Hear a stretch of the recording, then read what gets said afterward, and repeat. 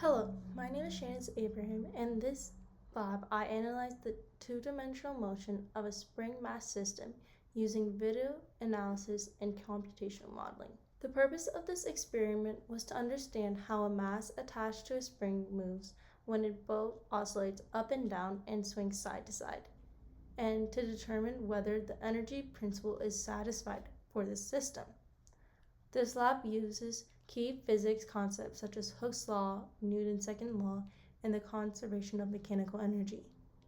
By analyzing the motion from a video and comparing it with a computational model, I found that the total energy of the system remained nearly constant, indicating that the energy principle holds true within small experimental errors.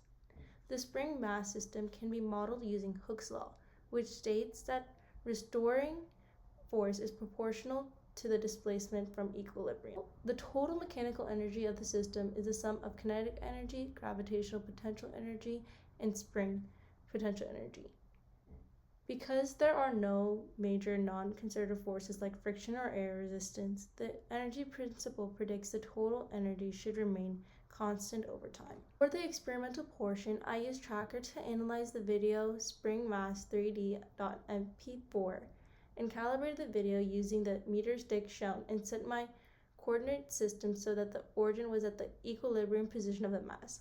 I tracked the motion of the mass frame by frame to obtain X and Y position data. After collecting the data, I exported only the X and Y positions into a CSV file as required. In the setup, the system includes the mass in the spring, while the surroundings are the earth and air resistance. The main initial conditions, such as starting position and velocity, were taken directly from the first few tracker data points. I then used the provided GlowScript starter code to build a computational model of the spring mass system. In the code, I defined the constants for mass, spring constant, relaxed length, and gravity. I imported my CSV data file containing the X and Y positions.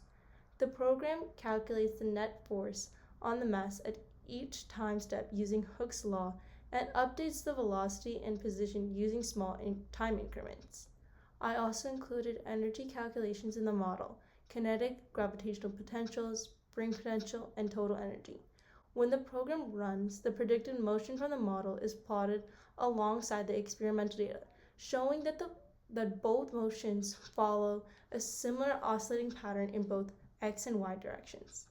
Looking at my results, the kinetic, gravitational potential, and spring potential energies all fluctuate as the mass moves, but the total energy remains almost constant. So, what does this mean? It means the energy principle is satisfied, confirming that energy is conserved in the system. Small variations in total energy likely come from the measurement error and air resistance. Next, I compared the oscillation periods using the X and Y position data from Tracker. Both periods were very close, which show that the mass oscillates at nearly the same rate horizontally and vertically. What if the spring constant K was larger? If K were larger, the spring would be stiffer, increasing the restoring force and decreasing the oscillation period, meaning the mass would oscillate faster. What if there were significant friction or air resistance? In that case, we would see the total energy gradually decrease over time, since mechanical energy would convert into thermal energy. These what-if questions help us understand how the system's energy and motion depend on the properties of the spring and the environment. In conclusion, this lab demonstrated that a two-dimensional spring mass system can be understood using the same physical principles as a simple vertical spring. Through video analysis and computational modeling, I showed that total energy remained nearly constant, confirming the conservation of energy. The model's predictions closely match the observed motion, showing that the equations of motion and energy principle we used accurately describe the system. Thank you for watching my presentation.